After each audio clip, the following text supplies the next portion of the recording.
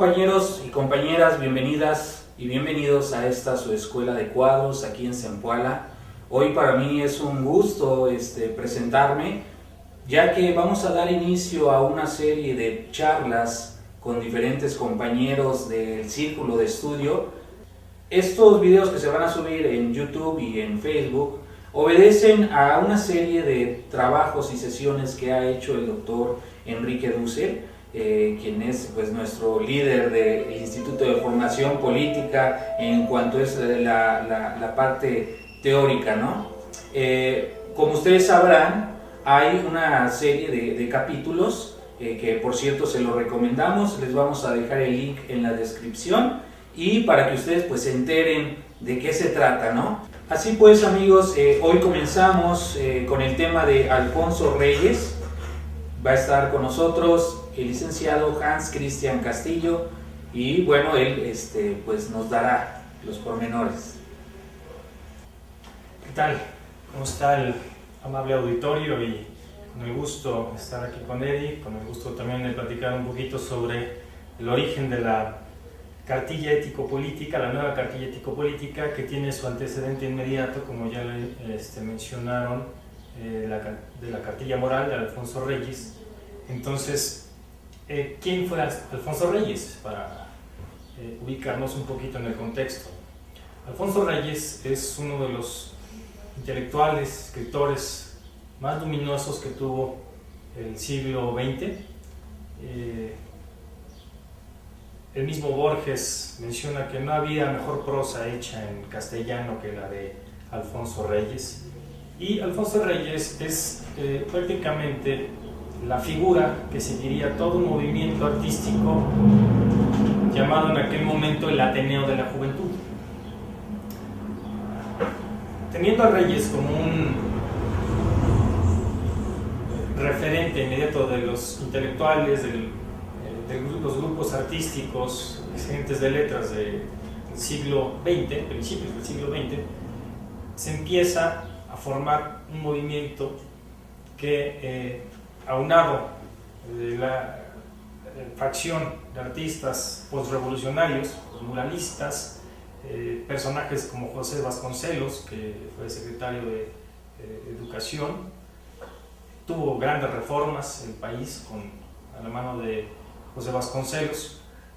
Tenemos actualmente incluso los libros gratuitos en las escuelas, las bibliotecas públicas en todas las comunidades, son ideadas por José Vasconcelos. Entonces llegan a confluir junto con Alfonso Reyes, después de esa época, con Torres Bodet, que también llega a estar muy cercano a la administración, y Torres Bodet, que había sido secretario de José Vasconcelos, le pide a Alfonso Reyes elaborar una cartilla moral. ¿Qué contenía esta cartilla moral y para qué era? Bueno, estamos hablando de 1944, es una época convulsa a nivel mundial y está totalmente la sociedad de aquel entonces en una descomposición de principios, todavía hundida en un analfabetismo, en los estragos de tanto de la guerra civil que hubo aquí en México, pero también de la guerra a nivel internacional. Entonces, ¿qué se necesitaba? Restaurar, de cierto modo, los valores de aquella sociedad. Se le pide a Alfonso Reyes, se lo pide Jaime Torres Bodet, también poeta, un escritor también excelentísimo, que elaborara esta cartilla moral. Alfonso Reyes se dedica a hacer ese ensayo, pero con ciertos enfoques hasta cierto punto,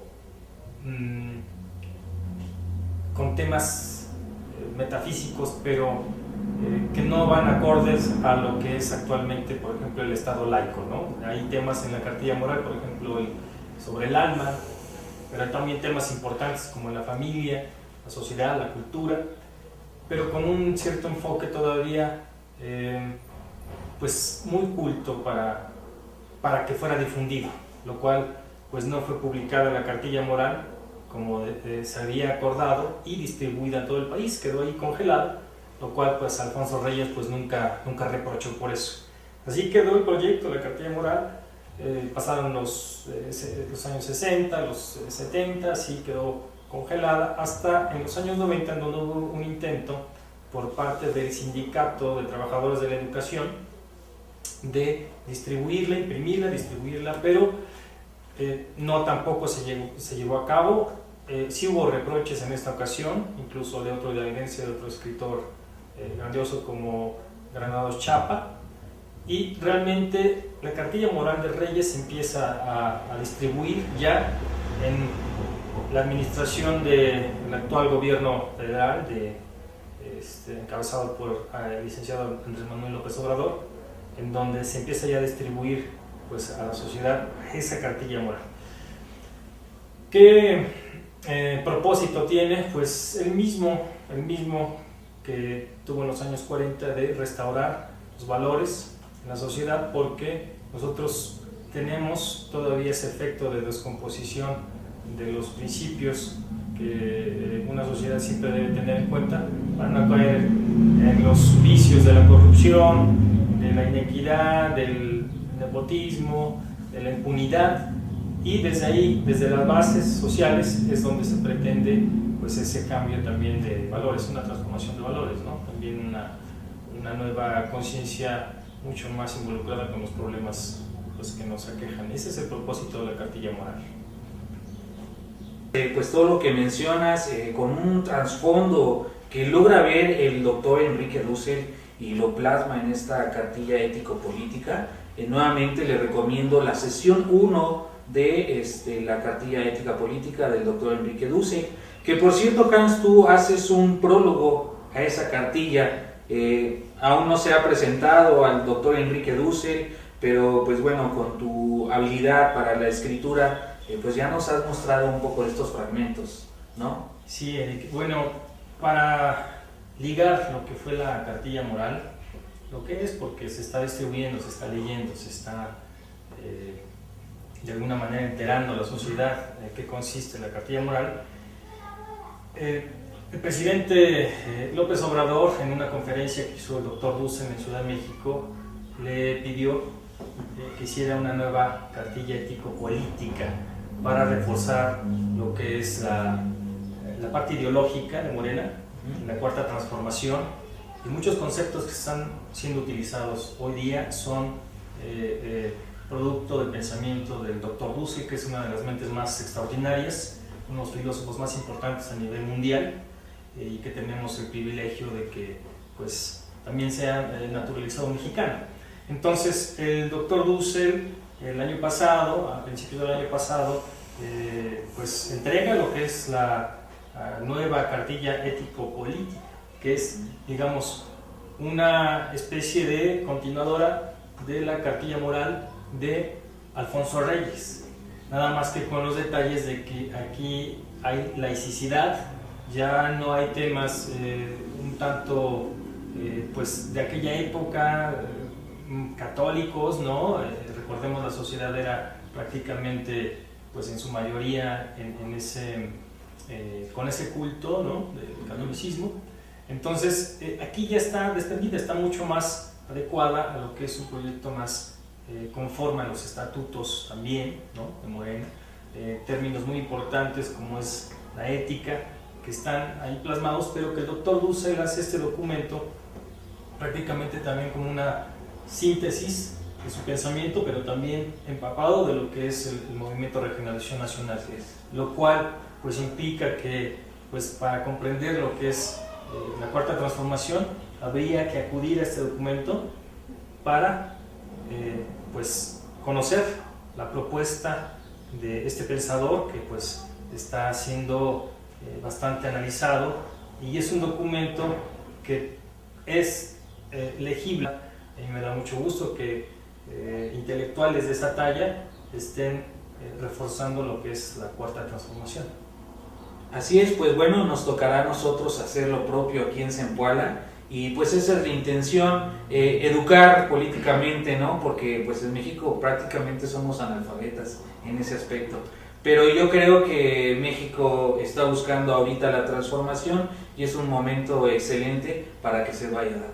Sí, habría que mencionar que no hay otros partidos con una teoría política no tienen una teoría política tan completa como la tiene en estos momentos el Movimiento de Regeneración Nacional, y solo basta acercarse un poco a lo que estos documentos están ofreciendo para que en la vida fáctica, en la vida cotidiana, empecemos a ver lo que significa esta tremenda palabra que es transformación.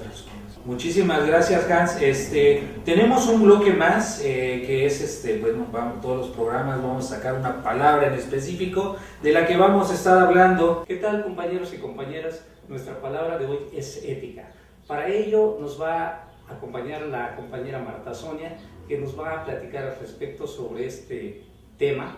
Es muy importante en la cartilla ético-política. Bienvenida, compañera Sonia. Muchas gracias, profesor Fabián. Bueno, vamos a empezar con los términos de lo que es ética, pero también me gustaría tocar el punto de lo que significa la moral.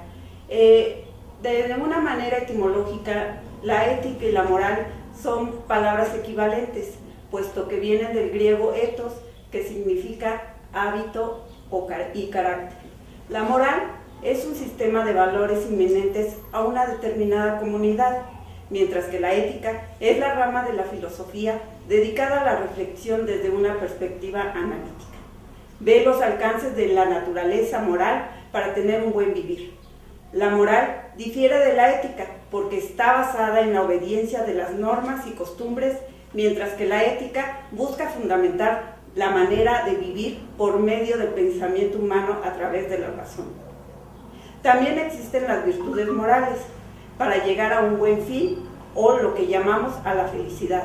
Entre ellas tenemos la fortaleza, la justicia, la templanza y la más importante, que es la prudencia, puesto que es la sabiduría práctica y nos va a decir lo que está bien y lo que está mal, lo que es bueno y lo que es malo. Muchas gracias, querido auditorio. Nos vemos la próxima semana en otra charla de formación política. Espero que haya sido de su agrado.